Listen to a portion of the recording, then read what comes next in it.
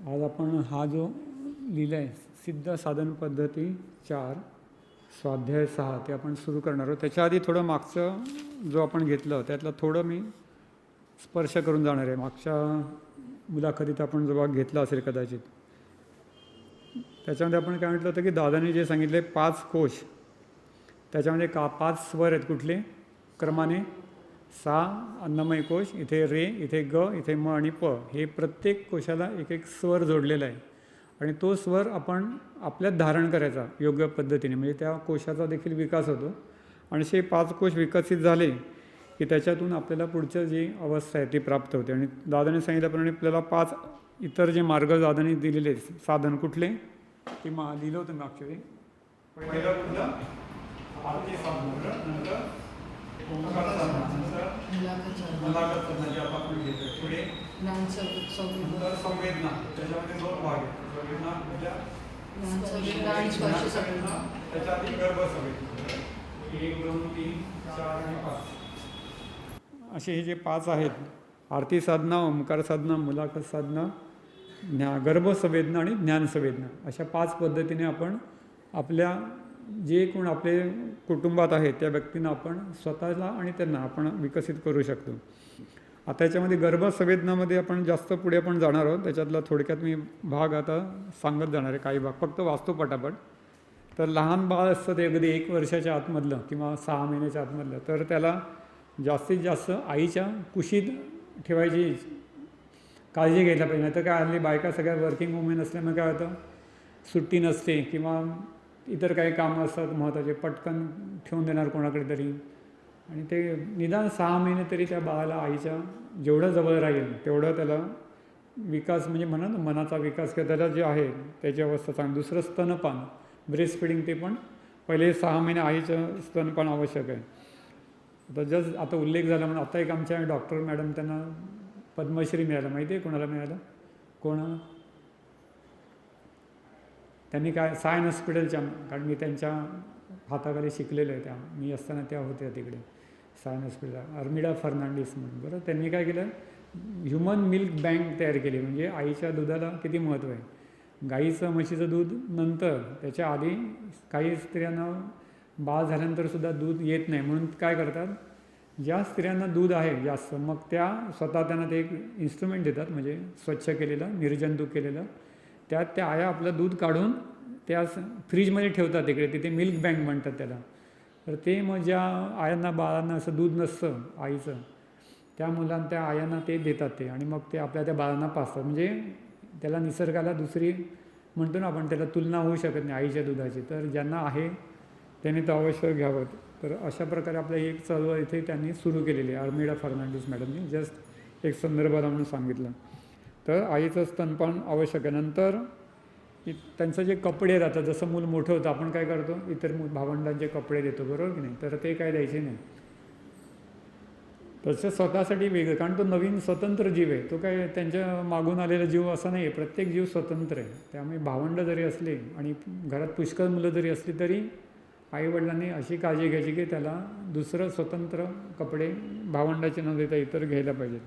दुसरं, भावंडांची खेळणी, आता कॉमन खेळणी तर असणार, बरोबर की नाही? ते की आपण सगळी नवीन आणत नाही, परंतु त्याला जे आवडणारं खेळणं आहे, छोटी छोटी खेळणी असतात, ती त्याची स्वतंत्र असायला पाहिजे. नाही तर उगीच भावंडांचं तीच तू वापर, तुला काय गरज, एवढी खेळणी घरात पडली, हे चालणार नाही. आता गल्ली तरी हल्ली घरी तर एकच मूल असतं त्यामुळे काही प्रश्न नाही. परंतु जिथे 2 किंवा 3 मुलं आहेत किंवा जास्त मुलं आहेत, त्यांच्यासाठी आहे की प्रत्येक जीव स्वतंत्र असल्यामुळे त्याच्यासाठी कपडे वेगळे, खेळणी वेगळे, सगळं वेगळं घ्यायला पाहिजेत. पुस्तकं, ते पण सांगितलं मागचे. पुस्तकसुद्धा तुम्ही भावंडांची, आमच्याकडे पद्धत होती त्यावेळी, आपण ते आपल्याकडे पैसाच नव्हता त्यावेळी, त्यामुळे कंपल्सरी घ्यावं लागायचं. पण आता तुमची आर्थिक परिस्थिती जर चांगली असेल तर भावंडांची पुस्तकं पण घ्यायची गरज नाही. तुम्ही त्याला ठीक आहे रेफरन्सला देऊ शकता, परंतु त्या मुलाला पण स्वतंत्र पुस्तक घ्यायला पाहिजे. पुढे आणि ज्यांची आर्थिक परिस्थिती चांगली नाही त्यांना ती काय करायची, ती पुस्तकं तुम्ही देऊ शकता.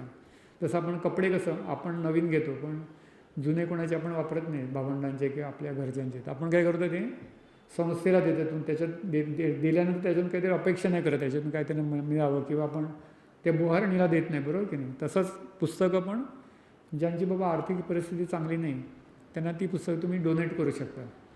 पण उगीच दुसऱ्याची आहे म्हणून तुम्ही घेऊ नका ती, भावंडांची किंवा दुसऱ्यांची पण. दुसरं, घरी बनवलेले पदार्थ जास्तीत जास्त मुलांना द्यावे. मागच्या थोडंसं मी बोललो होतो, हे परत का सांगतो तर हे गोष्टी काही महत्त्वाच्या आहेत म्हणून सांगितलं. दुसरं, गरोदरपणी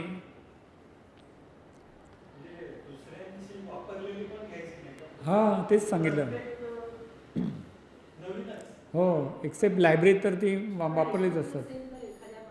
का तेच सांगितलं ना, काय शब्द वापरला मी, आर्थिक परिस्थिती चांगली असल्यास. कपड्याचं पण तेच आहे, तुमची पूर्वी आर्थिक परिस्थिती चांगली नव्हती लोकांची, त्यामुळे त्यांना आताचं पण आहेच ना. तर तुमची आर्थिक परिस्थिती गुरूंनी केलेली असं दादाने अध्यारूत धरलं आहे.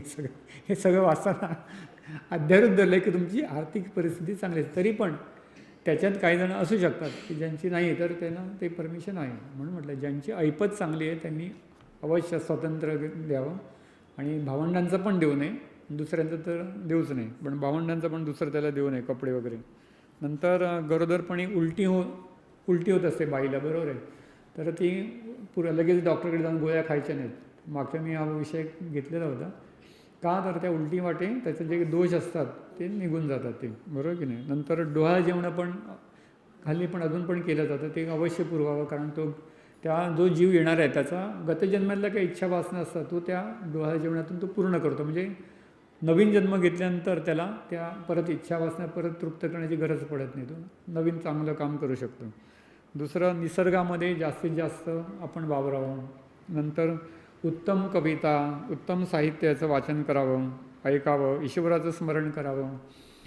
टी व्ही, मोबाईल, लॅपटॉप यापासून त्या काळात स्त्रियांनी दूर राहावं, बरोबर. नंतर मूल जेव्हा रांगायला लागतं ते उपडं पडू द्यावं, त्या लगेच घ्यायला, अरे रे हा असं कसं करतं, तर असं मुलं हे करतात ते ठेवल्यावर जमिनीवर, तर त्याला ते करू द्यावं. ते स्वतःला ॲडजस्ट करत असतं. जसं आपण पाण्यात पडल्यावर कसं आपण हातपाय मारतो ना, त्याशिवाय पोहता येणार, तसं त्या शक्तीला ते स्वतः हळूहळू ते ॲडजस्ट करत असतं, तर त्याला ते करू द्यावं. नंतर कपडे पण लहान मुलं बघा काही अंगावर टाकलं की फेकून देतात, तर ठीक आहे, त्याला 1 वर्षापर्यंत काय अगदी बिन कपड्याचं राहिलं तरी काही हरकत नाही. कारण ते जास्तीत जास्त त्याच्यातून ते निसर्गाशी अनुकूल आपल्याला करून घेत असतं. तर ती व्हायब्रेशन, ती शक्ती ते जोडून घेतं. हे तुम्हाला कशा सांगितलं, उद्या तुम्ही नातेवाईक असतील तुमच्याकडे, लहान बाळं येतील, तेव्हा काहीतरी कोण सांगत असताना चुकीचं जाऊ नये समज, त्यांना आपण एक्सप्लेन करून सांगायचं.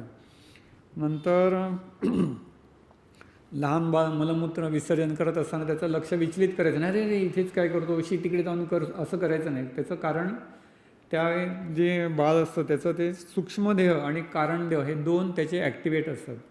तर सूक्ष्मदेह काय करतो, तो विसर्जन करण्याचं कार्य सूक्ष्मदेहाकडे. स्थूल देहाचं कार्य काय आहे, आनेदो, ग्रहण करणं. सूक्ष्मदेहाचं विसर्जन करणं. आणि कारणदेहाचं काय आहे, तर विसर्जन करताना जेवढी आवश्यक आहे तेवढी चांगली शक्ती राखून ठेवणं, म्हणजे सगळं विसर्जन नाही करायचं. तर समजा एखाद्याला जुलाब झाले तर काय होईल, विशुद्ध पडेल ना, तर सारखे जुलाब झाले तर, बरोबर की नाही. पण दोष असेल, इन्फेक्टेड काहीतरी असेल त्याच्यात, तर ते जुलाब होऊन काय होईल, त्याचं ते शरीर शुद्ध पण होईल. म्हणजे योग्य तेवढा बॅलन्स ठेवणं हे कारण द्यायचं कार्य आहे. मग ते दोन्ही त्याचे ॲक्टिवेट असतात. म्हणून त्या काळामध्ये त्या लहान बाळाला आपण एकदम हे नाही करायचं, विचलित करायचं नाही सुशी होत असताना, बरं. नंतर पुढे 1 वर्ष लहान बाळ रडत असतं, तर ते त्याचं रडणं योग्य आहे. त्याला उगीच आपण त्रास देऊ नये, काय रडतोय सारखा वगैरे. तर ते कारण ती त्याची भाषा असते.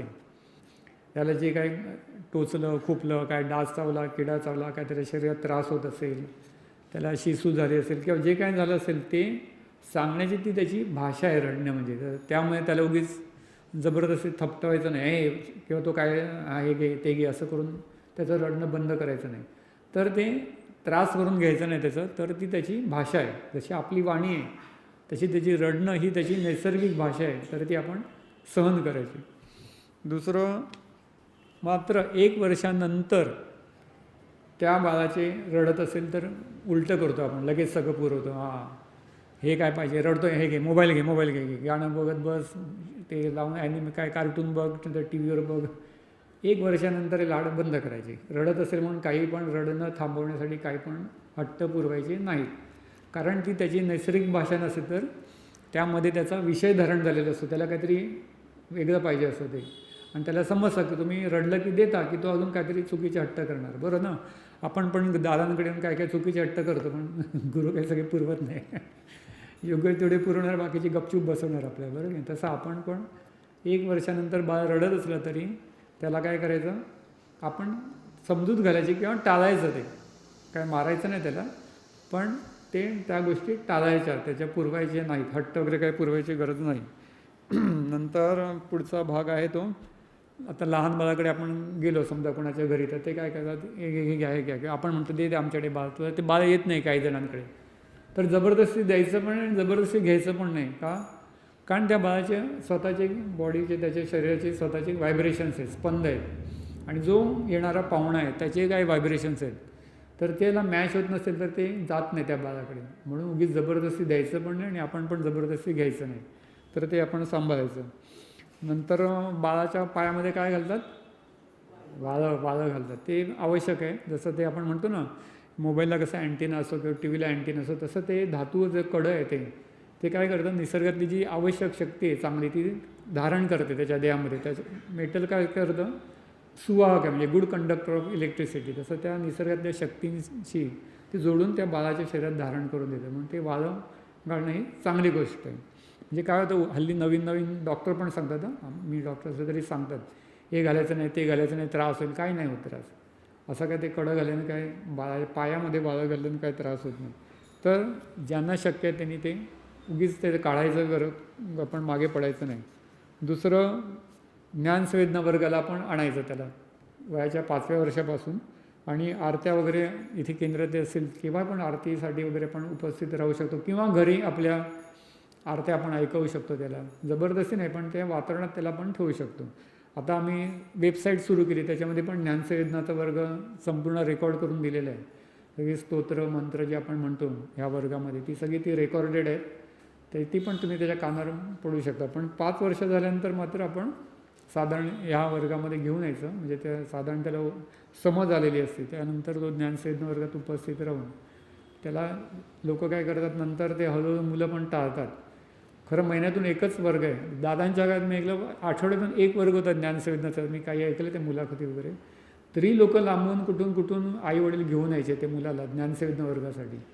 पण आपल्याकडे आता मुलांना काय शाळेमध्ये एवढं ते क्लासेस वगैरे सगळे असतात की ते खरंच त्यांना सगळ्यांना टीचर लोकच म्हणजे जबरदस्ती करतात, नाही ह्या क्लासला येत नाही, एक दिवस पण तर 1 दिवस काढायचा गुरूंसाठी आपण, आपल्या मुलासाठी, त्याचा पुढचा विकास होण्यासाठी. तर ज्ञानसंवेदना वर्गासाठी ज्या काही केंद्रात असाल तुम्ही तिथे अवश्य उपस्थित ठेवावं त्याला. नंतर ह्या सगळ्या याच्यातून काय होणार, गर्भसंवेदना, ज्ञानसंवेदना, आरती आणि उपनयन दीक्षाविधी. मुलगा असेल तर 8व्या वर्षी आपण उपनयन दीक्षाविधी देखील देतो. तर मुलींना का नाही उपनयन दीक्षाविधी? दादांना कोणतरी एकदा प्रश्न विचारायला, माहिती आहे कोणाला उत्तर? हां, हरतालिका असते त्याची, ती करत. पण आता कुठे आपण करतो, हरतालिका पण नाही करत. आता ज्ञानसंवेदना वर्गातून सगळं येतं. पण का ते? दादाने सांगितलं की निसर्गतः स्त्रीला निसर्गाचाच भाग मानला जातो, बरोबर नाही? जास्त पुरुषापेक्षा स्त्री ही निसर्गाच्या जास्ती जवळ आहे. आणि दादांची साधना संपूर्ण काय आहे, निसर्गाला धारण करणं आहे. त्यामुळे तिला जास्त अजून एक्स्ट्रा काहीतरी द्यायची गरज नाही, ती लवकर धारण करते शक्ती. म्हणून त्यांना मुलींना उपनयन दीक्षाविधी नाही आहे. एक बिघडलेले कोण असतात किंवा बिघडण्याची शक्यता पुरुष वर्ग असतो किंवा मुलं असतात, म्हणून त्यांना आधीच प्रिव्हेंटिव्ह म्हणून त्यांना ओंकार साधना मुलांना दिली जाते. म्हणजे ती कुठली उपनयन दीक्षाविधीमधली. मुलींना काही गरज नाही, त्यांना तर रेग्युलर ज्ञानसंवेदनातली साधना दिली की त्यांना आवश्यक तेवढी शक्ती निसर्ग परत आपोआप धारण होते. पुरुषांना वेगळी, मुलांना वेगळी द्यावी लागते 8व्या वर्षापासून. म्हणून मुलींना आपण म्हणतो ना, अरे काय आम्हाला का नाही, मुंज का नाही करत. पूर्वी पण नव्हती, मौजी बंधन होतं फार पूर्वी वेदकाळामध्ये, काही स्त्रियांना द्यायचे ते. पण तसं दादांचं आपलं काय आहे, वेदातलं पण आपण जेवढं आपल्याला आताच्या काळाला अनुसरून किंवा काय म्हणतो ना सोपं आहे तेवढाच भाग आपण घेतला आहे. त्यामुळे एवढं केलं तरी पुरेल. म्हणून ते मुलींना उपनयन दीक्षाविधी नाही. त्यांनी आपलं जे केलं आहे ज्ञानसंवेदना वर्गातलं जे केलं तरी त्यांना ती जेवढी शक्ती आहे तेवढी विकासासाठी आवश्यक धारण होणार. हे झालं. नंतर याच्यातून काय होतं, या सगळ्या याच्यामधून तुमचा जो आनंदमय कोश आहे तो, आणि हा कुठे इथे ब्रह्मस्थानी आनंदमय कोश, आणि अन्नमय कोश आहे तो कुठे आपला नाभिस्थानी. ह्या संपूर्ण 5ही कोशांचं आनंदमय ते अन्नमय कोश हे पूर्ण विकसित होतात आणि संपूर्ण एक चांगला मानव घडण्याची शक्यता जास्तीत जास्त निर्माण होते.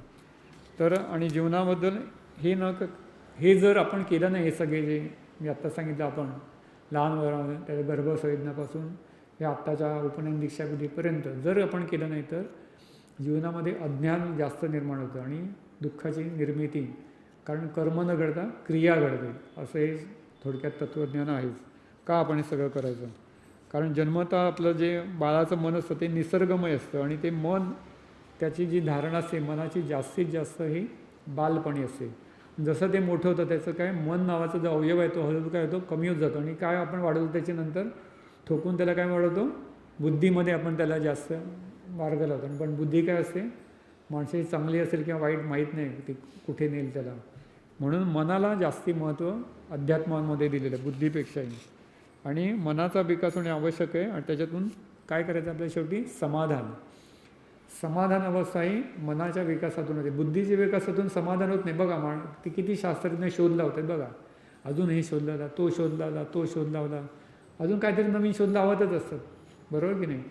त्याचा मानवी जीवनाच्या विकासासाठी किंवा संपूर्ण मानवा जातीच्या कल्याणासाठी की नाही माहीत नाही, पण शोध लावत असतात ते, म्हणजे ती एक अपूर्ण अवस्था आहे. पण समाधान हे आहे ही मनाच्या विकासातून होते आणि ती फक्त आपल्याला निसर्गाशी जेवढं तुम्ही जोडून घ्याल किंवा ईश्वराशी जेवढं जोडून घ्याल तेवढं ती मनाची अवस्था वाढत जाते. तर ही संपूर्ण जी मी सांगितली प्रोसेस, बाळ गर्भात असल्यापासून ते 8 वर्षाचं होईपर्यंत ही संपूर्ण प्रोसेस आपण केली तर पुढे पुढे त्याचा जो कठीण काळ कुठला आहे सगळ्यात आयुष्यात, कुठला आहे? नाही, लहान अजून बाळाची डेव्हलपमेंट चालू आहे, अजून तुम्ही म्हातारा करू नका. आपण बाळाचा विषयी बोलतोय, अजून बालक आहे ना तो. हां, कुठली अवस्था आहे? किशोरवयीन, बरोबर आहे शब्द, किशोरवयीन किंवा ॲडोलसंट म्हणतो त्याला. प्युबरिटी किंवा ॲडोलसंट किंवा टीनेज म्हणतो त्याला. टीनेज म्हणजे काय, कुठून? हां, म्हणजे इंग्लिशमध्ये येतो. इंग्लिशमध्ये टीन म्हणजे काय, 12 झाले, 7वी, मग काय तर 13, 14, 15, 16, 17, 18, 19 हे जे आहे टीनेज म्हणतात, म्हणून त्याला TEEN, टीनेज. हा सगळ्यात कठीण काळ असतो, कारण त्याला सगळं जग वेगळं त्याला दिसायला लागतं सगळं त्यावेळी. आणि त्यावेळी काय होतं, अनेक आकर्षणं, मोह वेगवेगळे त्याच्यामध्ये ते बालक सापडू शकतो. अशा वेळी त्याला आधीचपासून आपण ह्या 8 वर्षापर्यंत जर आपण आधीच सुरू केलं असेल त्याला वेगवेगळे हे दादांनी दिलेली संपूर्ण गुरूंची साधना, तर काय होईल, त्याच्या मनाचा विकास हळूहळू झालेला असेल आणि त्याला योग्य काय अयोग्य काय याची जाणीव किंवा विवेक बुद्धी म्हणतो आपण ती जागृत होते आणि तो त्या मोहात पडत नाही आणि त्याची पुढची जडणघडण ही जास्तीत जास्त चांगली होते. म्हणून संयम शक्तीची वाढ ही गुरूंच्या उपासनेतून होती. म्हणून हे सगळे जे आहे दादाने सांगितल्याप्रमाणे आपल्याला करायला पाहिजे. आणि जसं आपण म्हणतो 16वं वर्ष धोक्याचं असं म्हणतात ना, ॲक्च्युली 16वं नाही, त्याच्या आधीच धोक्याचं वर्ष सुरू होतं सांगितलं ते. टीनेज म्हणजे 13, 14, 15 असं. आणि ते तर आहेच, 16 म्हणजे 18 वर्षापर्यंत दादाने सांगितलं त्याला आपण सुधारवू शकतो. म्हणजे म्हणतो ना आपण, जसं पाया असेल ना, आपण म्हणतो एखाद्या इमारतीचा पाया तो चांगला असेल तर काय आपण टॉवर जास्तीत जास्त उंच करू शकतो, बरोबर की नाही. तर हा जो पाया घालण्याचा जो आहे जास्तीत जास्त सुदृढ, तो वयाच्या 18व्या वर्षापर्यंत आहे. 18व्या वर्षापर्यंत तुम्ही एखाद्या जे म्हणतो ना बेसिक त्याचे मनाचे विचार किंवा जे धारणा आहे ती आपण चांगली सुधारवू शकतो. म्हणजे 18 वर्ष झाल्यानंतर म्हणतो की आम्हाला माहिती आहे सगळं. तो म्हणतो बाबांना पण सांगितलं, आईबाबांना, तुम्हाला काय माहीत नाही, आम्हाला सगळं माहिती आहे. अशी ते निसर्गाचा भाग आहे, त्याच्यात काय हे नाही चुकीचं. म्हणून त्यांना आपण त्या वयापासून सुरू करायचं. बाळ आईच्या पोटात असल्यापासून ते त्याचं जे आहे 8व्या वर्षी उपनयन दीक्षाविधी आणि पुढे ज्ञानसेवेदना वर्ग चालू ठेवून पुढे त्याला जास्तीत जास्त आपण कॉलेजमध्ये जाण्यापूर्वी त्याला शहाणं करून सोडायचं. शहाणं म्हणजे त्याला जाणीव करून द्यायची की हे योग्य काय अयोग्य काय, कुटुंबासाठी आवश्यक आहे का, हे सगळी त्याची धारणा आपण करून द्यायची.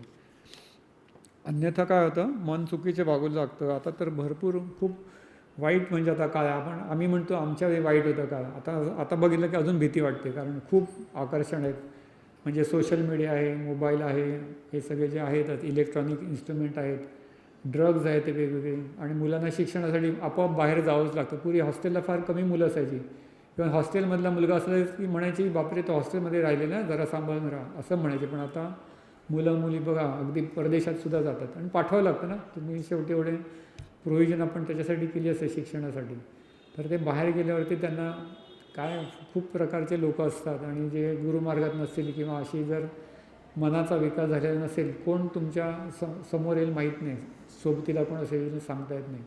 तर त्यावेळी त्या मनाला संयमित करणं, कंट्रोल करणं हे त्याला आधीपासून आपण शिकवून देणं आवश्यक आहे.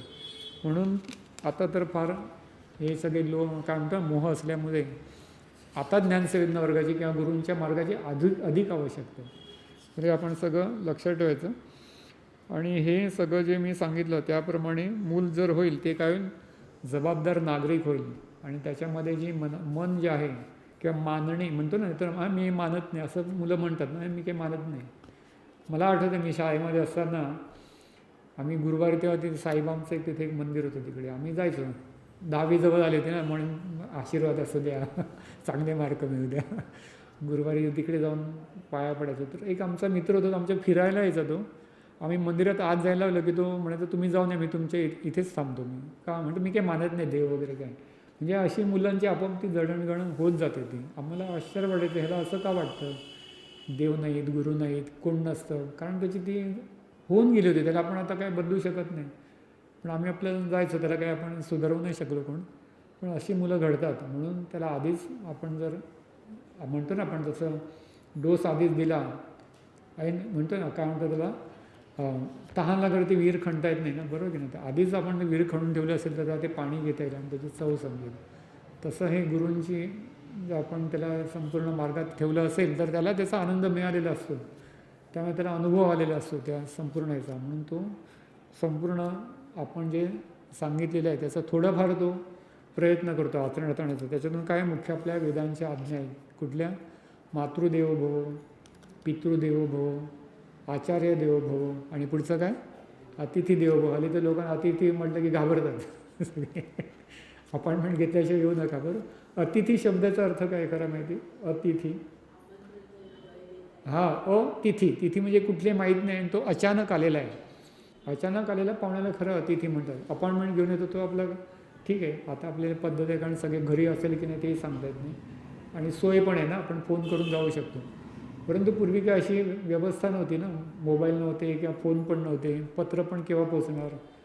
तर अचानक कोणी आला तर त्याला आपण एक माणुसकीच्या नात्याने त्याला, बसा बाबा, पाणी तर द्या, चहा तर विचारा, आहे की नाही. असं किमान अपेक्षा आहेत आपल्या गुरूंच्या, म्हणजे कुठल्याही आध्यात्मिक मार्गातल्या माणसाच्या. तर निदान हे, आणि मातृदेव भव, पितृदेव भव हे तर आहेच. तर हेच, आणि आचार्य, तर आपल्या सरांना किंवा टीचर लोकांना ते अरे तुरेच म्हणतात मुलं अजूनही. बघा तुम्ही कॉलेजला गेला तर ते एकदमच दुसऱ्याचं काहीतरी व्याख्या देऊन बोलतात, पण असं होत जातं ते, त्याला काय. परंतु हे होऊ नये, त्यांचा आदर राहावा म्हणून आपल्याला ते गुरूंचे जर संस्कार असेल तर त्याच्या वाणीतून येणारं निदान. इतर कोण बोलत असेल तर बोलू द्या, आपण बोलायला नको. आत्ता आमच्या एक बाई गेल्या त्या 80च्या वर होत्या, मला वाटतं 90च्या वर असतील, कितवीच्या होत्या, आम्हाला 2रीला होत्या त्या. म्हणून आम्ही सगळ्यांनी तो 2रीचा फोटो काढला शाळेतला, एका मुलाने शाळेच्या ग्रुपमध्ये टाकला. त्या बाईंच्या सगळ्या आठवणी आम्ही काढल्या. म्हणजे इथपर्यंत ते स्मरणात राहतं. आणि पहिलीच्या बाई कोण होत्या, आम्ही सगळ्यांनी शाळेतल्या काढल्या बाई, त्यांनी काय मला चांगलं केलं. 2रीच्या बाईंनी काय शेरा दिला होता वहीमध्ये, तो पण एकाने टाकला, एका मुलाने, मित्राने.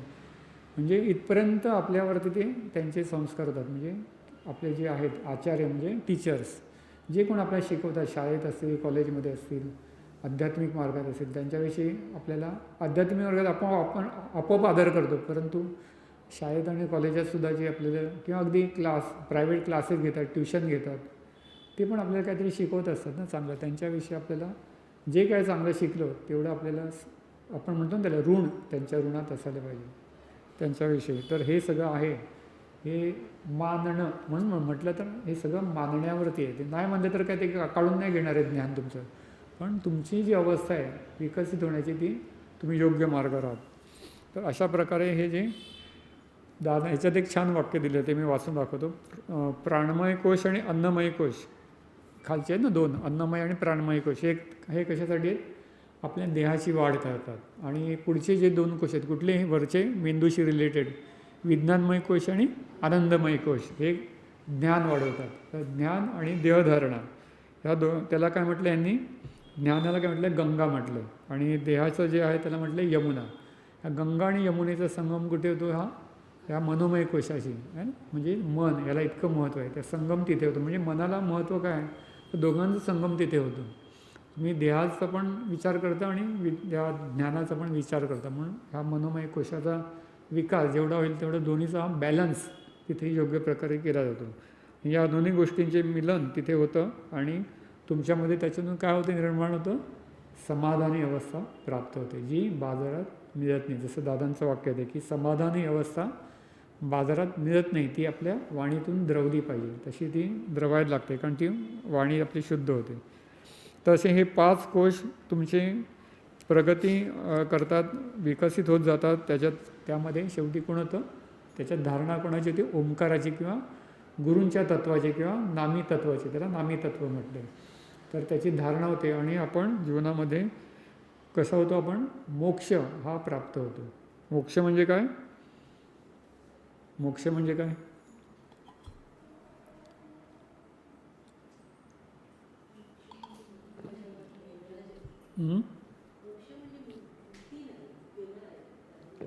मोक्ष म्हणजे काय? मागच्या सांगितलेलं आहे, एकदा मुलाखत घेऊन गेलेलं आहे. कशातून मोक्ष मिळतो? मोक्ष म्हणजे बोललो शब्द कसाला, मुक्त होणे. कशातून मुक्त व्हायचं? आपल्याला आपल्या इच्छा आणि वासना त्याच्यातून मुक्त करायचं स्वतःला, आणि त्याच्यातून कर्तव्य परत्वे जीवन जगायचं. कर्तव्याच्या आड काय येतं, आपल्या इच्छा आणि वासना आहे ना. मला अरे असं करत, पण मला असं कर्तव्य करावं लागलं, असं मला करावं लागलं, आपण म्हणतो नाराजीने करतो आहे. ते न करता कर्तव्य परत्वे आपलं जीवन जगावं आणि इच्छा आणि वासना याच्यापासून दूर राहावं, ह्याला म्हणतात मोक्ष. तर तो मोक्ष प्राप्त होतो आणि आपला जन्म होतो तो पुढचा कसा होतो, गुरु करता तो कार्यपरत्वे जन्म होतो. म्हणजे कर्मपरत्वे आलं तरी आपण पुढचा जन्म कार्यपरत्वे होतो. हे सगळं हे मी खूप एकदम फास्ट बोलत आणि सगळं ऑलरेडी झालेलं आहे, पण जस्ट पुढचं आता सुरू करण्यापूर्वी, स्वाध्याय सुरू करण्यापूर्वी मी थोडं याला स्पर्श करून गेलो. सगळं समजलं. हे स्वाध्याय 5 तिथे संपला आणि आता आपण पुढचा जो स्वाध्याय आहे, स्वाध्याय 6, दुःख कारण मीमांसा सिद्ध साधन पद्धती 4, हे सुरू करतात. त्या मागच्या भागात आपण काय केलं, मुख्य ते कर्म वंश विमोचनाविषयी सगळं बोलत होतं, बरोबर. डिसेंबरच्या ह्याच्यामध्ये सगळे दादांनी कशी ते हवनं पार पडली, मलंगडावर कशी हवनं केली, ते सगळं आपण सांगितलं. वंश विमोचन म्हणजे काय, आत्मे म्हणजे काय, सगळं सांगितलं. आता पुढे काय केलं, हा सगळा तुमचा भूतकाळ दादाने शुद्ध केला. तुम्हाला भूतकाळातून बाहेर काढलं. आता तुम्हाला काय आणलं दादाने, वर्तमान काळात. मग वर्तमान काळात तुमच्या हाताशी काय आहे, तुम्ही आणि तुमचं कर्म. इतकं इतर वेळी काय तुम्ही म्हणायचे, अरे आमच्या घराण्यात असं घडलं आहे, आमच्या पूर्वजांनी असं करून ठेवलं आहे, आमच्या घराण्यात असं होत नाही. हे सगळं तुम्ही दोष कोणाला द्यायचा, तर कोणतरी पूर्वी कोणतरी आमच्या घराण्यात कोणतरी होऊन गेलं, काहीतरी घडलं, त्याच्यामुळे माझ्या जीवनात हे दुःख निर्माण झालं आहे. परंतु गुरूंनी तुम्हाला काय केलं, वंश विमोचन करून त्या भूतकाळातून तुम्हाला काय काढलं आहे, आता बाहेर काढलं आहे. त्यामुळे आता त्यांच्यावर ते आपण नाव द्यायचं नाही. मग आता तुम्हाला काय करायचं आहे, तुमच्या हाताशी जे कर्म आलेलं आहे, बरोबर आहे, तुम्ही काय कर्म करायचं आहे, पण त्याच्यात पण बरेच काय असतात, अडचणी असतात, त्या कशा दादाने दूर केल्या ते आपण आता बघूया. आता हे कर्मविमोचन म्हणजे काय, कर्म म्हणजे काय, थोडक्यात शब्द साधा, खूप फिलॉसॉफी नाही. कर्म म्हणजे काय, काम, बरोबर नाही. आता मला एक काहीतरी काम दिलं आहे, ते मला करायचं म्हणजे कर्म. तसं तुम्ही जीवनामध्ये ह्या जन्म घेतला तेव्हा तुम्हाला काहीतरी ईश्वराने कार्य दिलेलं आहे किंवा काम दिलेलं आहे, ते काम करण्यासाठी तुम्ही आलेला आहात, ते म्हणजे तुमचं कर्म. तर हे कर्म, आणि त्याच्यातून विमोचन म्हणजे काय, त्याच्यामध्ये जे काय अडचणी आहेत, तुम्ही ज्याच्यासाठी जन्माला आला आहात, परंतु तुम्हाला काहीतरी करण्या तुम्हाला इच्छा तर आहे, मला हे असं करायचं आहे, परंतु ते होत नाही, काहीतरी त्यात अडचणी येतात. मग तुम्हाला वाटतं अरे माझी तर इच्छा नव्हती, हे असं चांगलं करायची इच्छा होती, परंतु होत नाही आहे, अडचणी येतात. त्या अडचणी दूर करण्याचं कार्य गुरूंनी केलं, ते म्हणजे कर्मविमोचन. तर ते आता आपण बघायचं आहे. उदाहरणतः ह्याच्यामध्ये एक पुस्तकात दिलेलं आहे दादा चाचांनी, की समजा तुमच्याकडे एक तांदूळ दिलेत, बरोबर, तांदूळ दिले, पण ते कसे आहेत, खडे आहे, धूळ आहे, बरोबर, शेतीतून काढलेले, आणि एकदम तुमच्या घरी आणून ठेवले गोणी, शेतातले तांदूळ, म्हैस आहे ना शेती, शेतातून तांदूळ आणतात, गोणी आणली, काय असतं त्याच्यामध्ये सगळे खडे, माती, सगळं असतं. मग आपण काय करतो, तो चाळणी मारतो, ते अजून वेगवेगळ्या त्याला प्रोसेस करतात, आणि मग काय करतात, ते सगळे चांगले स्वच्छ करून आणतात तांदूळ, आणि मग तुम्ही ते दुकानात येतात, दुकानातून आणल्यावरती परत ते आपण अजून निवडतो, अजून बारीक बारीक काय राहिलं आहे का, आणि मग ते एका वाटीत आणून दिले. मग काय करणार तुम्ही, it is ready to cook, बरोबर, रेडी टू कुक फूड झालं ते तयार. तसं हे तुमच्या हाताशी आणून दिलेलं जे तांदूळ आहेत स्वच्छ केलेले, ते म्हणजे कर्मविमोचन. म्हणजे काय, तुम्ही फक्त आता काय करता, शिजवा आणि खा, जास्त काय करायचे, त्रास घ्यायची गरज नाही आहे. तसं दादाने तुम्हाला जे काही ही प्रोसेस करून दिली त्याला म्हटले कर्मविमोचन. म्हणजे तुम्हाला फक्त मी तांदूळ आणून दिलेला आहे, तो फक्त आता शिकून घ्या कसा याचा भात करायचा आणि तो खा आणि इतरांना द्या, म्हणजे कर्मविमोचन. आणि तुमचे सगळे ते तांदळातले खडेबिडे सगळे जे धूळ काय आहे ते सगळे काढून टाकलेले, ती प्रोसेस म्हणजे कर्मविमोचन. आणि त्याला दुसरं एक उदाहरण कर्मविमोचनाचं म्हणजे आता लहान मुलं खेळतात बघा खेळ, असे वेगवेगळे त्याच्यामध्ये चित्र असतात, म्हणजे चित्राचे तुकडे असतात, ते तुमच्या समोर असे टाकले जातात. मग त्या म्हणतात त्याच्यातून एक आकार बनव, मग ते असे जुळवून बघतात, असं जुळवतात, मग शेवटी तयार होतं एक प्राणी किंवा एखादा निसर्ग, एखादा व्यक्ती. मग म्हणतात रे मला सापडलं, हे बरोबर आता जुळलं. याला काय म्हणतात, ते पझल असतं ना, ते पझल ते सोडवतात ते बरोबर. तसं दादाने तुमचं हे सगळे जे पझल झाले तुम्हाला, ते कसं बघू, असं की तसं सगळं काढून दिलं आणि तुम्हाला एक तुमच्या जीवनाला एक निश्चित एक आकार दिलेला आहे. तो आकार म्हणजे कर्मविमोचन. म्हणजे कर्मविमोचन म्हणजे काय, हे छोटे छोटे उदाहरणं देऊन इथे सांगितलेलं आहे. आता आपण जेव्हा जन्माला येतो तेव्हा आपल्याकडे काय असतं, 2 ऋणानुबंध मुख्य असतात. कुठले, हां, पहिला कुठला, जन्मकर्म आणि जन्मजन्मांतर. तर हे जन्मजन्मांतर म्हणजे आत्म्याशी जोडलेलंच असतं ते, की आपण ते वेगळं करू शकत नाही. आत्म्याशी जोडलेलं ते जन्मजन्मांतर ऋणानुबंध आहे. पण तुम्ही कशाला काय तुम्ही करण्यासाठी आला, ते म्हणजे कर्माचं जे आहे वाटा, तो म्हणजे जन्मकर्म. तर हे कर्म आपण घेऊन आलेलो आहोत, ह्या कर्माशी आपल्याला आता बोलायचं आहे. तर हे जे आहेत जन्मकर्म, ते आपण खरं भोगण्यासाठी किंवा ते कर्तव्य परत्वे व्यतीत करण्यासाठी आपला जन्म आहे. पण त्याच्यामध्ये काय होतं, कुठले खडे आले, धूळ कुठले आले, आता हे ना तांदळात खडे आले, कुठले आले, हा करा भात एवढाच आहे का, हा तर अत्यावश्यक भाग आहे, ह्याला आपण काढू शकत नाही. दुसरं कुठले आले मग,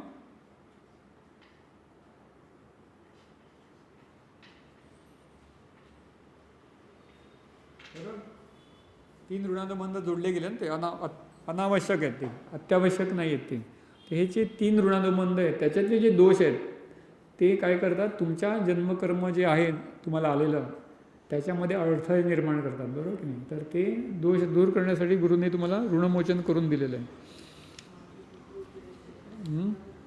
ते आता हे जे आहे ते इहलोकातले ऋणानुबंध आहे, ते सगळे दादाने काय केले, तुम्हाला दूर केले. आणि ते कसे केले दूर, तुमच्या गतजन्मात सुद्धा ते ऋणानुबंध कार्यरत होते, बरोबर की नाही. कारण हा जो ऋणानुबंध आहे, मातृपितृ इतरेजन देवदेवादी, हे गतजन्माशी पण जोडलेले असतात. तर त्याच्यातून पण तुम्हाला गुरुशक्तीने काय केलं, ह्याच जन्मी नाही तर गतजन्मातवरती पण परलोकातसुद्धा कार्य करून ते सगळे काय केले, तुम्हाला अनुकूल करून दिले, ते ऋणमोचन करून.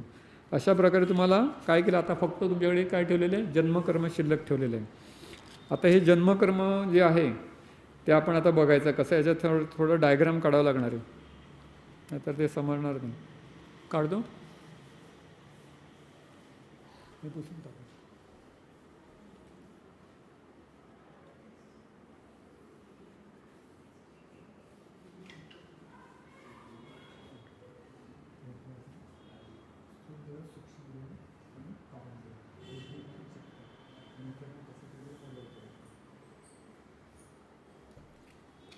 कारण मी असं नुसतं हवेत बोललं तर तुम्हाला समजणार नाही, ते म्हणून ते डायग्राम काढणं आवश्यक आहे त्याची.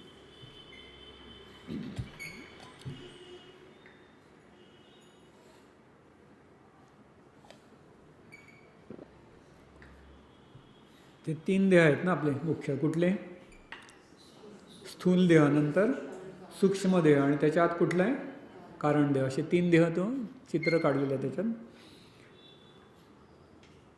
स्थूल सूक्ष्म आणि शॉर्टमध्येच नाही, सूक्ष्म आणि दुसरं आहे ते कारण. स्थूल सूक्ष्म आणि कारण. स्थूल देहाशी जोडलेली आहे ती कोणती आहे, बुद्धी आहे, वरती देते बुद्धी. सूक्ष्म देहाशी जोडली आहे ती मन, इथे मन. आणि कारण देहाशी जोडले ते चित्त. बुद्धी, मन आणि चित्त. अजून काय राहिलं? नंतर हे काढ असा हा जीव, त्याचं हे देहिक वलय, आत्मिक वलय आणि त्याच्या पुढे कर्म वलय. नंतर हा जो जीव आहे आपण, त्याच्याभोवती कुठलं वलय आहे? सगळ्यात जवळ असं ते देहिक वलय, देहिक शक्तीचं वलय. त्याच्या पलीकडे ते लांब असं ते आत्मिक शक्तीचं वलय आणि सगळ्यात पलीकडे ते कर्म वलय. असे 3 वलय आहेत ती सगळी.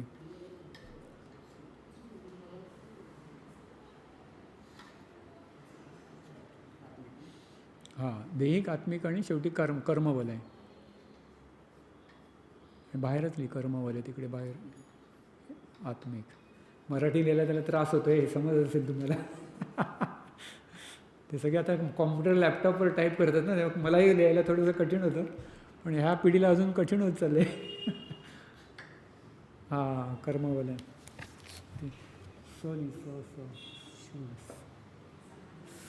सु हां, सूक्ष्म. बरं, ठीक आहे. तर असे हे दाखवले आहेत. आपल्या देहातले 3 भाग आहेत: स्थूल देह, सूक्ष्म देह आणि कारण देह. बरं, स्थूलाला जोडली ती बुद्धी. म्हणून म्हटलं की बुद्धीला जास्त अध्यात्मात महत्त्व नाही, कारण ती स्थूल देहाशी जोडलेली आहे. ती सगळी इच्छा काय करते, बुद्धी आपल्याला दाखवते काय, या देहाला कसं आपण म्हणतो ना, चोचले पुरवतात, याची चोचले असे शब्द वापरतो आपण, म्हणजे लाड करतो, देहाचे लाड करणारी ती बुद्धी. आणि सूक्ष्म देह ते मन. त्याच्यामध्ये काय आपलं गतजन्मातलं ज्ञान आहे, म्हणजे ते जरा ज्ञानी आहे. का, मागच्या जन्मात जे काही आपण चुका केल्या त्याच्यातून जे काय त्याला ज्ञान प्राप्त झालं आहे ते सगळं त्या सूक्ष्मदेहामध्ये काय केलेलं आहे, रेकॉर्ड केलेलं आहे. म्हणजे त्यामुळे त्याला थोडं तरी शहाणपण आहे सूक्ष्मदेहामध्ये.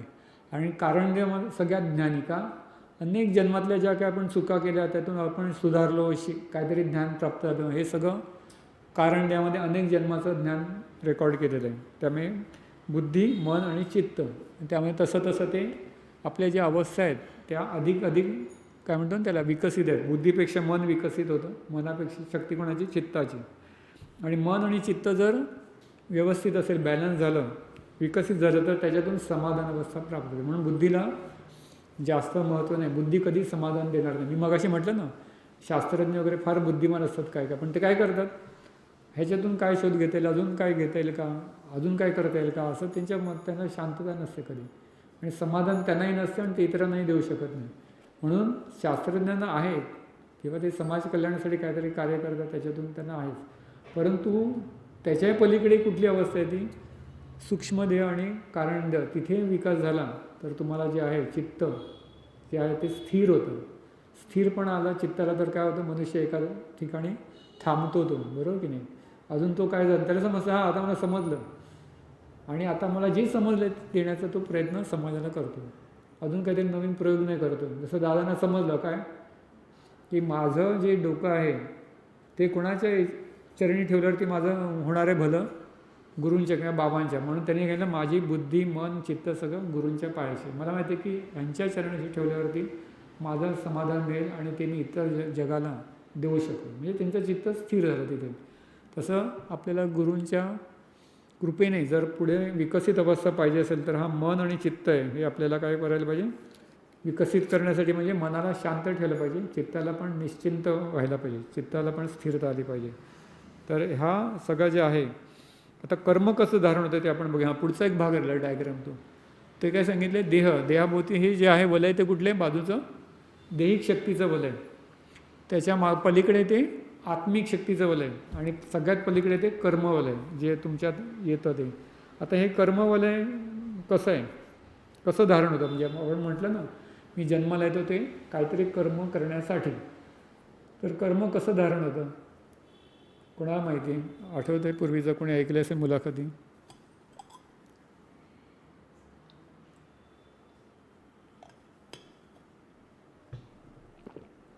कर्माची धारणा, मी म्हटलं जन्माला आपण आलो तेव्हा काहीतरी कर्माचा एक घेऊन आलेला आहे भाग, तो आपल्याला पूर्ण करण्यासाठी आपला जन्म आहे. जेव्हा ते कर्म संपतं तेव्हा काय होतं, आपण वरती जातो निघून. म्हणजे ईश्वर आपल्याला संपतं, आता जर संपलं बाबा आता चल वरती. काही लोक हॉस्पिटलमध्ये त्याला ठेवतात, पण ICUला ठेवून काय करतात, व्हेंटिलेटर ठेवतात, ऑक्सिजन देत बसतात. काय गरज आहे का, त्याचं कर्म संपलेलं असतं ते. हे काय मग कर्म कोणाचा खर्च होतं अशावेळी? कोणाचा कर्म खर्च होतं? हां, खर्च करण्याचा. तो जे पैसे टाकतो त्याच्या कुटुंबातले बिचारे, तो घाबरतो समाजाला. समाज काय म्हणेल, बापरे बघा यांनी हॉस्पिटलला ॲडमिट आहे आणि हे काय करत पण नाहीत, दे पैसे दे. डॉक्टर ICUचे चार्जेस काय दिवसाला 10,000 दे, कर्ज काढ, इकडून आणि तिकडून सगळे साठं संपवून टाक. त्याचं कर्म तो संपवतो कुटुंबातले. म्हणून आता आमच्या डॉक्टरांच्या कॉन्फरन्समध्ये झालेली घटना सांगतो. म्हणजे त्या आर्मीला ते फर्नांडिसचं नाव सांगितलं ना मॅडमचं, त्यांनीच हा विषय काढला होता त्यावेळी. त्या चीफ गेस्ट म्हणून आलेले आमच्याकडे. त्यांनी सांगितलं की आपण जेव्हा हे जे आहे ना, आता आमचे ते गोरेगावचे पण एक डॉक्टर, ते पण त्याच्याशी कार्य करतात. त्यांना म्हणतात मेडिकल विल. म्हणजे आपण जेव्हा लिहून ठेवायचं आपण शुद्धीत असताना की मी जेव्हा हॉस्पिटलला अशा अवस्थेत असेल की माझी बुद्धी चालत नाही, मला काय समजत नाही, त्यावेळी माझ्यावरती फक्त मी जर बरा होणार असेल तरच उपचार करावे, आणि उगीचच माझ्यावरती अत्याचार करू नयेत. व्हेंटिलेटर लाव आणि ते हे लाव ते लाव आणि माझं उगीच आयुष्य वाढवू नका. त्याच्यातून आमच्या घरच्यांना पण त्रास होणार आणि मलाही त्रास होणार. पण त्यावेळी मी सांगायला नसणार, कारण मी तेव्हा शुद्धीत नसेल. म्हणून आपण जेव्हा शुद्धीत आहे तेव्हाच एका कागदावर लिहून ठेवायचं आणि आपली सही करून ठेवायची त्याच्यावर, साध्या कागदावर. हां, विलसारखं आहे ते, बरोबर की नाही? ते इच्छामरण नाही म्हणत त्याला, पण ते वेगळं, तो भाग वेगळा आहे. ह्याला म्हणतात वैद्यकीय विल, म्हणजे मेडिकल विल. त्याच्यामध्ये आपण मला कुठले उपचार करायचे ते आपण लिहून ठेवले साध्या कागदावर. त्यावेळेला काय तुम्हाला कुठे जायची गरज नाही. ते जरी दिलं, कारण काय होतं, मी आता समजा बेशुद्ध पडलो, ICUला टाकलं, ते डॉक्टर घाबरवणार, बघा हे नाही दिलं तर तुमचं चाललं आहे नातेवाईकवरती. मग तो काय म्हणेल, हे बघा यांनी लिहून ठेवलेलं आहे आमच्या नातेवाईकांनी, काही करायचे नाही उपचार, एवढे बेसिक उपचार करा आणि सोडून द्या त्यांना, गेले तर गेले, त्याने लिहून दिले. त्यामुळे आपण हे सगळ्यांनी आपण जेव्हा शुद्धीत आहे तेव्हा लिहून ठेवायला पाहिजे. कळलं की नाही? हां, आपल्या घरच्यांना सांगून ठेवायचं, साध्या कागदावर लिहून द्यायचं, का रजिस्टर्ड करायची पण गरज नाही. जेव्हा आपण प्रॉपर्टीची किती काळजी घेतो ना, ते रजिस्टर्ड करा, हे करा.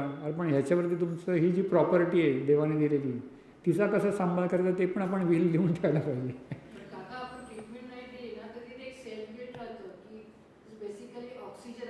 हां हां,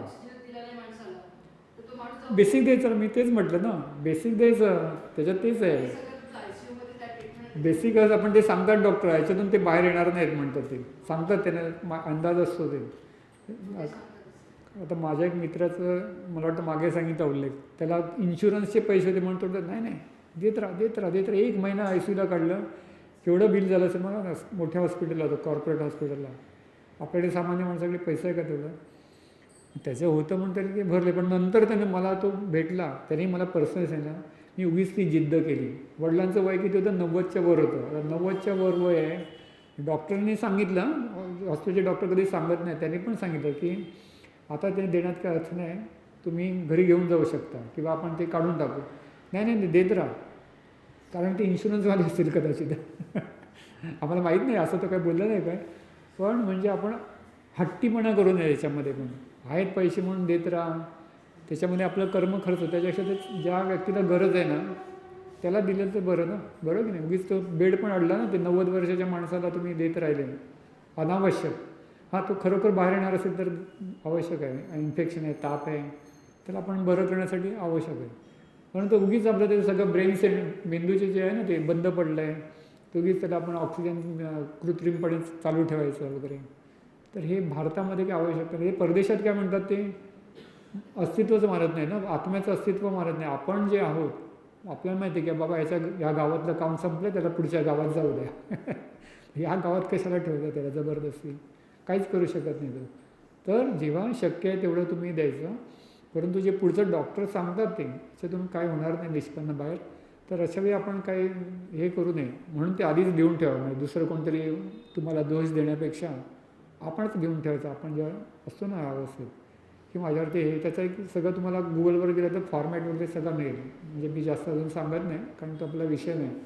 का आलं तर हे कर्म दुसऱ्याचं तुम्ही वापरता, ह्याच्यातून काय झालं, तुम्हाला घरच्यांचं कर्म तुमच्या डोक्यावर बसलं ना शेवटी. त्यांनी एवढा खर्च केला ना, कर्म पुढच्या जन्मात तुम्ही जाल तेव्हा तुमच्यात एक थोडी ऋणानुबंध तयार झाला की यांनी सगळ्या तुझ्या शेवटच्या वस्तू हे वापरले कर्म. म्हणजे निदान स्वतःच्या भल्यासाठी तरी आपण हे कर्म खर्च आलं ना ते. बघा ना, आता तुम्ही कोणाकडे काहीतरी खर्च करा, तो म्हणेल तुझ्यासाठी मी एवढा खर्च केला. आता तुम्ही गेल्यावरती तो आत्मा म्हणणार नाही, वरती गेल्यावरती दुसरा आत्मा तुझ्यासाठी आम्ही एवढी सगळी घरातली पुंजी खर्च केली. भले तू गेलास ते नंतर वेगळं, तो आत्मे बोलणार नाही वरती परलोकात, बोलणार. तर म्हणून म्हटलं की जेवढं शक्य तेवढं आपण टाळायचं, अनावश्यक खर्च करू नये. मग त्याच्या मेडिकलसाठी पण आला तो खर्च, म्हणून ते बिल वगैरे काय आहे ते बघून लिहून ठेवावं. हे थोडं हे विषांतर झालेलं आहे, कारण ह्या घटना रिसेंटली घडलेल्या आहेत आमच्या कॉन्फरन्समध्ये, म्हणून मी तुम्हाला सांगितलं. हां, आत्ताच आलेलं आहे. आणि त्या डॉक्टरांनी पण सांगितलं, त्या काय करतात, त्यांनी खूप छान सांगितलं. म्हणे एक कॅन्सरचा पेशंट होता, त्यांनी सांगितलं, ते अजूनही ते कार्य करतात ते डॉक्टर.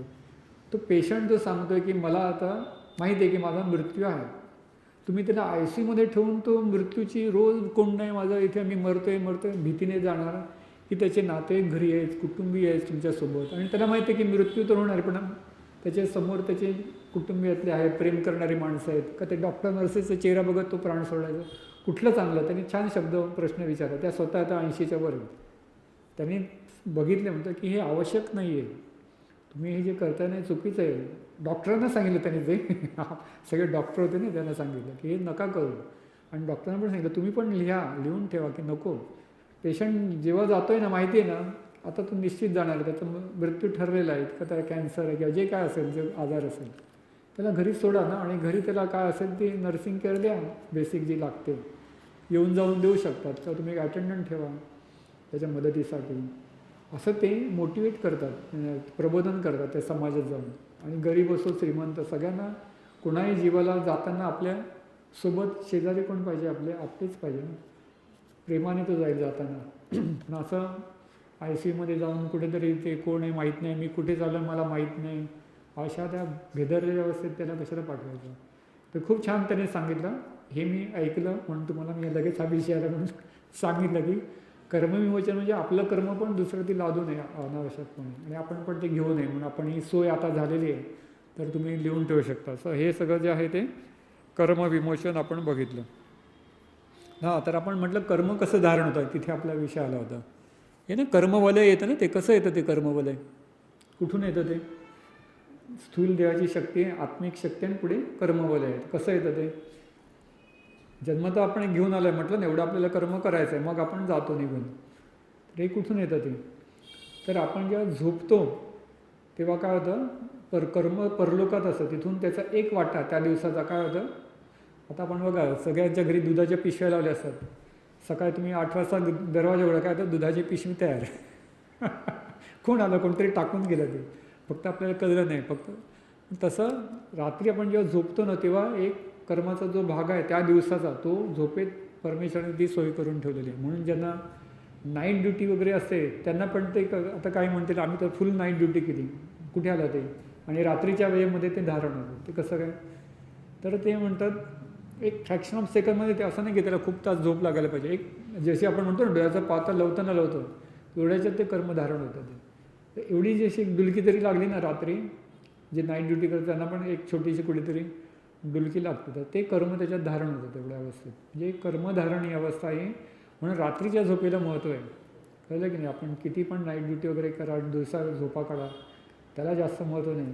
जो रात्रीची झोप जी आहे ती निसर्गाने दिलेली आहे तुम्हाला, कारण त्यात सूर्य नसतो, आणि ते कर्म असतं ते रात्रीच्या काळामध्ये त्या देहात तुमच्या प्रवेश करतं. ते कर्म कसं प्रवेश करतं, तर ते इथे येतं प्रथम, तिथून ते सूक्ष्म देहात येतं, आणि सूक्ष्म देहातून तुमच्या स्थूल देहात प्रवेश करतं. तर हे आपण आता ते प्रोसेस सगळी बघणार आहोत, ती सगळी कसं येतं ते. तर सूक्ष्म देहामध्ये कर्म प्रवेश करतं, आणि सूक्ष्म देहातून तुमच्या स्थूल देहामध्ये ते धारण होतं. कुठे धारण होतं? एकदा देहात धारण झाले की ते काय करतं, तुम्हाला कुठे येतो त्याचं सिग्नल बुद्धीला येतो. मग तुम्हाला तसं वाटतं की आज हे मला करायचं, आज ते करायचं आहे. ही सगळी चालना कुठे होते? बुद्धीला त्या कर्मातून चालना सुरू होते. मला आज हे करायचं, हे सगळं जे आहे त्या बुद्धीला कोण देतं? सूक्ष्म देहात धारण झालेलं कर्म. सूक्ष्म देहातून स्थूल देहातून बुद्धीला, ह्याची सगळी जी प्रोसेस आहे ती कशी असते ती पुढे येईल ती. तर सूक्ष्म देहातून स्थूल देहातून बुद्धी येते, बुद्धीतून विचार येतं, विचारातून क्रिया होते, क्रियेतून कर्म घडतं, आणि कर्मातून जेव्हा होतं तुम्हाला समाधान निर्माण होतं तेव्हा ते काय झालं? कर्मपूर्ती झाली. एक आता त्याचं एक उदाहरण सांगूया आपण, सिंपल गोष्ट त्याचं एक. आता तुम्हाला चहा बनवायचा आहे समजा. काय होतं, आता तुमच्याकडे पाहुणे आले, माझ्याकडे अभिषेक माझ्या घरी आला. मग चहाची वेळ झाली, चहा म्हटलं, अरे चहा करायचा का? तो म्हणाला हो. म्हटलं चला मलाही चहा घ्यायचा. मग मी काय केलं, विषय काय झाला, चहा बनवायचा आहे, पाहुणे आलेत घरी, चहा बनवायचा, हा काय झाला विषय. मग मी गेलो, गॅसवर पाणी ठेवलं, साखर ठेवली, लक्षपूर्वक किती टाकायचं आहे चमचे, बरं, दूध, साखर, पावडर सगळं झालं. नंतर काय अजून मसाले बिसाले टाकले, कप स्वच्छ घेतला, त्यात भरला, 2 कप भरले, एक आणून ठेवला, एक मी घेतला. हे किती सगळं प्रोसेस केलं, त्या कर्माला झालं. तेव्हा त्याने चहा घेतला, पाहुण्याने चहा प्यायला, मी पण प्यायला, आणि म्हटलं वा छान, चहा सुंदर होता किंवा छान बरं वाटलं. हे काय झालं, समाधान, म्हणजे हे कर्मपूर्ती झाली. त्याला किती प्रोसेसमधून गेलं की पहिले विषय धारण काय झालं, चहा बनवायचा आहे हा विषय. त्या विषयाने काय मला बुद्धीला चालना दिली. मग मी काय केलं, किचनमध्ये गेलो, मग ते सगळं शोधलं, किती पाहिजे सगळं मला माहीत होतं, सगळं केलं. आणि शेवटी जेव्हा चहा बनला, आता समजा तो चहामध्येच सांडला, तर काय झालं, अरे रे, दुःख झालं ना सगळं. किंवा चहा आणतो म्हटलं, इतक्यात पाहुण्याला काहीतरी फोन आला आणि निघून गेला. मग मनाला दुःख झालं, अरे चहा बनवला पण पाहुणे चहाशिवाय निघून गेला. म्हणजे हे काय झालं, पूर्तता नाही झाली कर्माची, बरोबर की नाही. म्हणजे पूर्तता केव्हा होते, जेव्हा जो विषय आहे त्या विषयापर्यंत मी सगळं कार्य केलं, कर्म केलं, आणि त्याने जेव्हा समाधान निर्माण केलं की वा मस्त चहा होता, किंवा मी स्वतःला पण म्हटलं वा बरं वाटलं, म्हणजे कर्मपूर्ती झाली. म्हणजे ही कर्माची एवढी साखळीतून त्याला कर्माला जावं लागतं. एक छोटंसं उदाहरण. तसं कुठलंही कर्म आपल्या जीवनात असतं त्या दिवसाचं, त्या सगळ्या साखळीतून पूर्ण होतं. आणि जेव्हा ते पूर्णत्वाला जातं किंवा जेव्हा समाधान तुम्हाला निर्माण होतं. आता तुम्ही सकाळी ठरवलं असेल की केंद्रात जायचं आहे, मुलाखत आहे घ्यायचं आहे. समजा नेमकं तुमच्याकडे कोणतरी काहीतरी काम लागलं तुम्हाला, काय झालं, तुम्हाला वाटलं अरे आज गेली आज मुलाखत, म्हणजे काय झालं, कर्म पूर्ण नाही झालं तुमचं ना, समाधान नाही झालं. पण तुम्ही समजा आज आलात, बरोबर वेळेवर पोचलात, आज मी काय बोलतो इथे गुरूंच्या कृपेने काहीतरी तुम्हाला समजलं, आणि तुम्ही घरी जाताना काय म्हटलं, काहीतरी समजलं, बरं वाटलं, म्हणजे तुमची कर्मपूर्ती झाली. आणि तुम्हाला जेव्हा समजलं म्हणता, तेव्हा माझी पण कर्मपूर्ती झाली का, कारण मला काहीतरी सांगायचं होतं ते यांना समजलं. असं आहे की कर्माची अशी साखळी असते की हे जे सगळं केव्हा होतं, हे रात्रीमध्ये आपल्या जी धारणा होते ती कर्माची, ती पूर्ण करायला तुम्हाला दिवस लागतो. कर्मपूर्ती दिवसा होते, ठीक आहे. तर हे सगळे जे साखळी, आता हे कर्माला जे आहे, हे आपण एक छोटंसं एक्झाम्पल बघितलं. आता ते पुढचं ते जे आहे भाग, तो कसा आहे तो मी दाखवतो, मग आपण पुढे बघूया किती जायचं. हे खोडून टाकणार, एक मी हे करतो.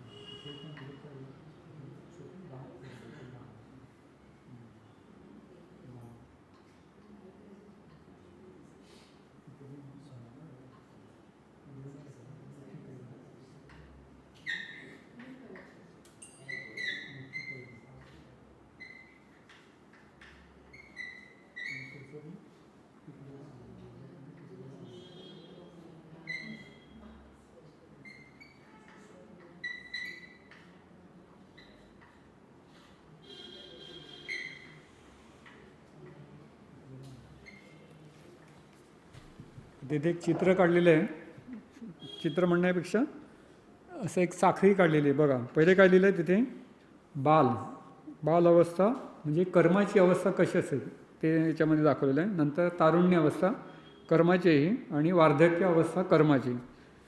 तसं बाल म्हणजे काय असं, लहान कैरी एकदम येते ना झाडाला. आता बघा मोहर झाल्यानंतर पुढे काय तर छोटीशी कैरी येते, ती कैरी म्हणजे कोवळी कैरी असते, ती बाल अवस्था कर्माची.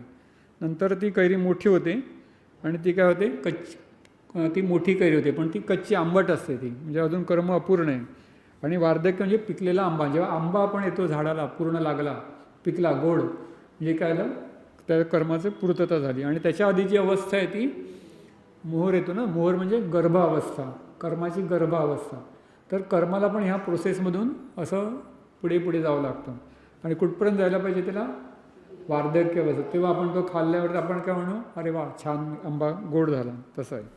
तर ही जी अवस्था आहे कर्माची, ती ह्या पद्धतीने पुढे पुढे प्रोसेसमध्ये गेली पाहिजे. तर आता ह्याच्यामध्ये काय काय अडचणी येतात ते आपण आता, मला वाटतं 7:15 झालेले आहेत, पण थोडक्यात मी सांगून जातो काय काय अवस्था अडचणी निर्माण करू शकता ह्याच्यामध्ये. आता समजा बघा की झाडाला मोहर लागलेला आहे, वादळ आलं तर काय होईल, गेलं, बरोबर ना, म्हणजे ते मोहरच पडला, म्हणजे गर्भावस्थेतच गेलं ते. पुढे समजा छोटी कैरी लागली, कोणतरी आलं आणि चिमण्या आल्या, कोळे आले आणि त्यांनी खाऊन टाकली, गेलं त्या अवस्थेमध्ये. पुढे नंतर कच्ची कैरी, म्हणजे मोठी कैरी तर झाली, परंतु काय आलं, परत वादळ आलं आणि त्या कैऱ्या पडून गेल्या आणि ते आपल्या हाताशी नाही लागलं. आणि शेवटी मात्र काही आंबे मात्र व्यवस्थित झाडाला लागले, किंवा ते माली असेल त्याने ते काढून ठेवले, ते व्यवस्थित त्याला पिकवले आणि ते पूर्ण पिकलेला आंबा झाला. म्हणजे तिथपर्यंत त्या आंब्याला जावं लागलं निसर्गात, आणि त्याला किती अडचणीमधून त्याला जावं लागलं. तसं आपलं जे कर्म आहे ते पण या सगळ्या अवस्थेमध्ये काय म्हणतो ना, त्याला अडचणी येऊ शकतात. त्याला अगदी गर्भावस्थेपासून, मोहर अवस्थेपासून, लहान, वार्धक्य किंवा बाल, तारुण्य आणि वार्धक्य, तिन्ही अवस्थेत कुठे पण अडथळा आला तर ते काय होणार, आपल्याला त्याच्यातून दुःख निर्माण होतं. म्हणजे हे एक्झाम्पल काय दिलेलं आहे निसर्गातलं, आपल्या जीवनात पण असंच घडत असतं. त्याचं ते सुख आणि दुःख याच्याशी असतं. ते जर वार्धक्य अवस्थेपर्यंत तो गेला, तो आंब्याचा काय होता, गोडपणा आपल्याला अनुभवास येतो. तसं कर्मातला गोडपणा, किंवा अरे वा छान झालं, हे जे आहे ते केव्हा येणार, ते कर्म त्या अवस्थेपर्यंत पोचलं तर. ते नाही गेलं तर कसे दुःख निर्माण होतं ते आपण आता बघायचं आहे. तर मगाशी सांगितलं ते आपण, कर्म कुठे येतं, प्रथम कुठल्या देहात येतं, सूक्ष्म देहामध्ये येतं. कर्म कुठलं पण सूक्ष्म देहात येतं आणि तिथून नंतर मग ते धारण होऊन स्थूल देहामध्ये येतं. आता त्याचा परत एक डायग्रॅम आहे, याच्यात डायग्रॅम बरेच येतं कारण हे सगळं गणित आहे. एक डायग्रॅम काढ, मग आपण त्या डायग्रॅमवरती घेऊन मग आपण थांबूया. आहे कोण टाकते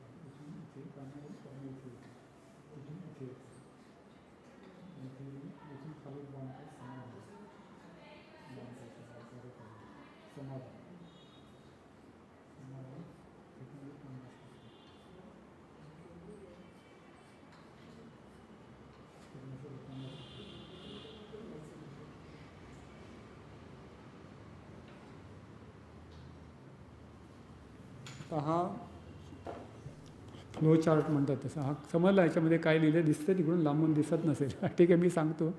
हे जे पहिलं आहे ते एकदम इकडचं आहे ना, हे जो चौकोन काढला आहे तो काय कर्म आहे, ते 100% म्हटलं. म्हणजे तुम्हाला जो कर्माचा हिस्सा येतो ना म्हटल्यावर, प्रत्येक दिवशी आपण झोपेत असताना रात्री ते धारण होतं.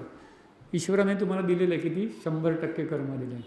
ते कुठे येतं पुढे, तिथून सूक्ष्मदेहामध्ये आलं. बरोबर, तर किती आहे, पण सूक्ष्मदेहाचा विकास कमी झालेला आहे. किती येते, 50%च देते.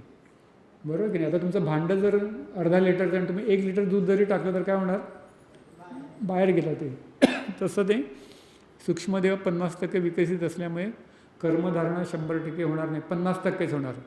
तिथून ते ह्या इकडे आलं. हा जो आहे तो स्थूल देह आहे.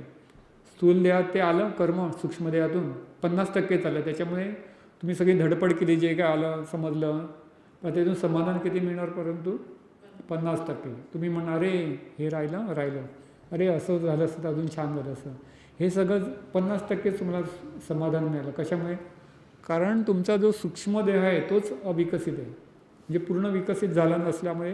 मग आपण काय म्हणतो, अरे देवाने असं का केलं? देवाने काही बरोबर दिलं होतं, परंतु आपण आपला जो सूक्ष्मदेह आहे तो विकसित आपण केला नाही. म्हणून बऱ्याच गोष्टी आपण म्हणतो ना, अरे काय माझ्या जीवनात एवढं मी करतो, सगळं करतो, तरी मला समाधान नाही. कारण तुमचा सूक्ष्मदेह आहे तो आपण विकसित केलेला नाही आहे. म्हणून त्या सूक्ष्मदेहाला एवढं महत्त्व आहे की जरी कर्म 100% असलं तरी तुम्ही ते आपण काय करतो ते धारण करू शकत नाही. त्यासाठी सूक्ष्मदेहाचं, आणि सूक्ष्मदेह कोणाशी जोडलेलं आहे? आजच्या मुलाखतीचं सार मनाशी. हे फार महत्त्व आहे. इथे आपण थांबणार आहोत. तर आजच्या मुलाखतीचं सार काय? सगळ्यात महत्त्व कशाला आहे? आपल्या मनाला. आणि मन काय करतं? मानणे हे मनाची अवस्था आहे. म्हणजे आपण मानायचं असतं, कळलं की नाही? मन म्हणजे मानणे, जे गुरूंनी सांगितलं ते मानायचं. आणि मनाचा विकास जो आहे तो सूक्ष्मदेहाच्या विकसिततेवर अवलंबून आहे. म्हणजे सूक्ष्मदेहाचा विकास पूर्ण झाल्यावरती काय होतं?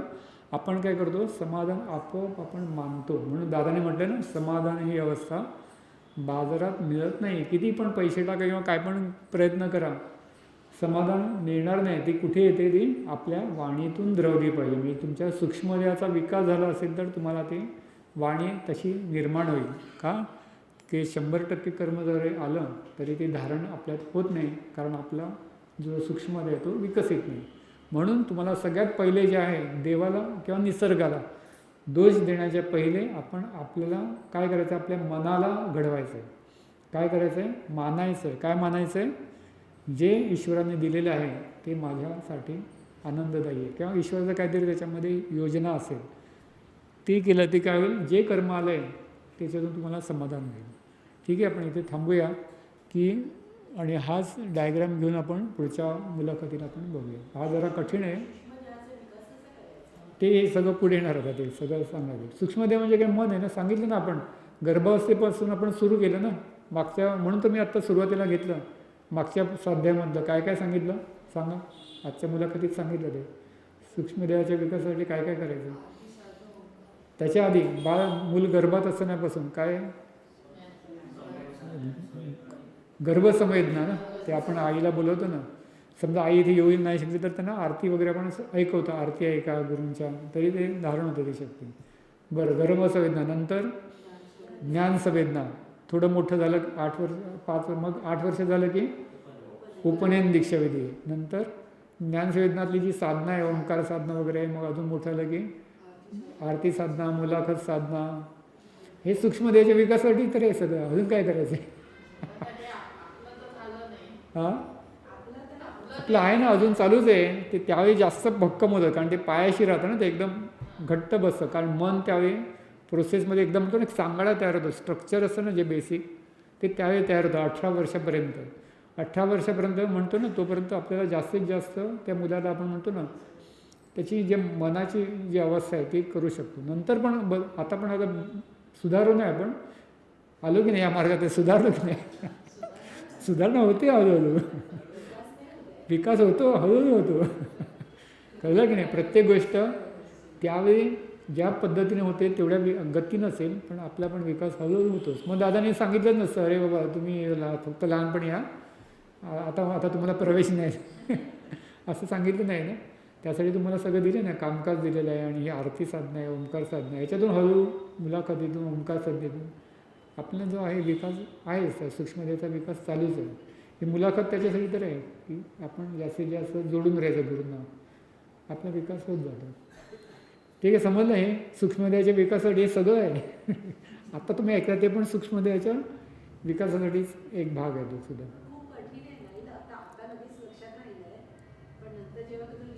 हां, हे फार कठीण आहे. इथे एक श्रीफळ ठेवलेलं दिसतंय तुम्हाला इकडे.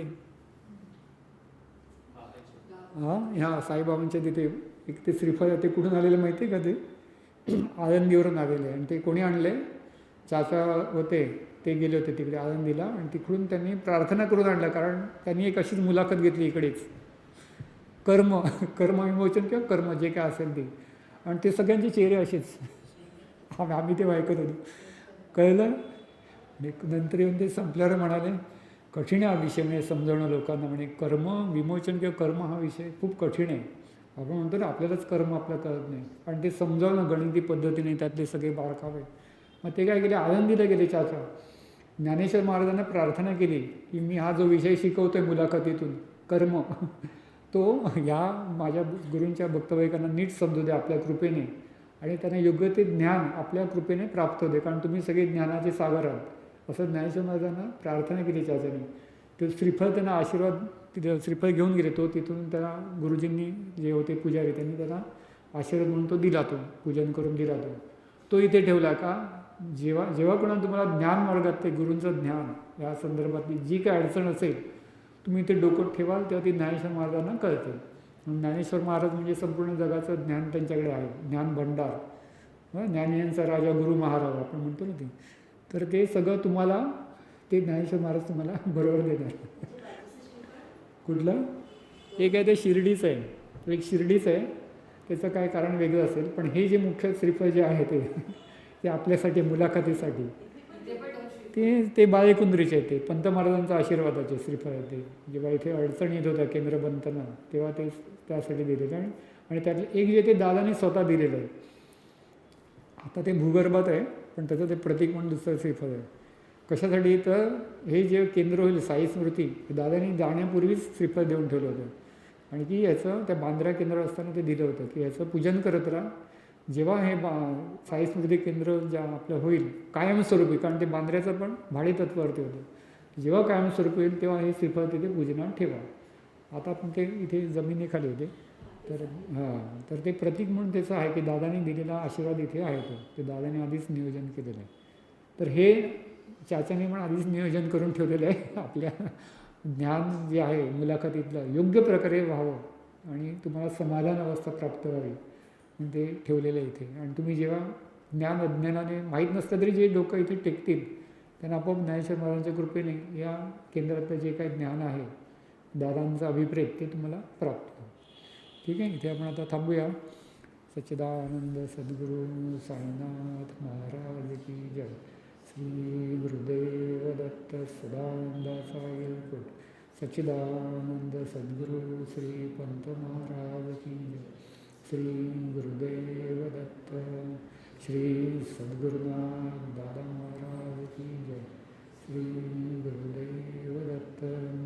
दादा परमसमर्था दीनदयाला प्रभो जगन्नाथा, आलो शरण तुला मी दीन तुला ठेवितो पद.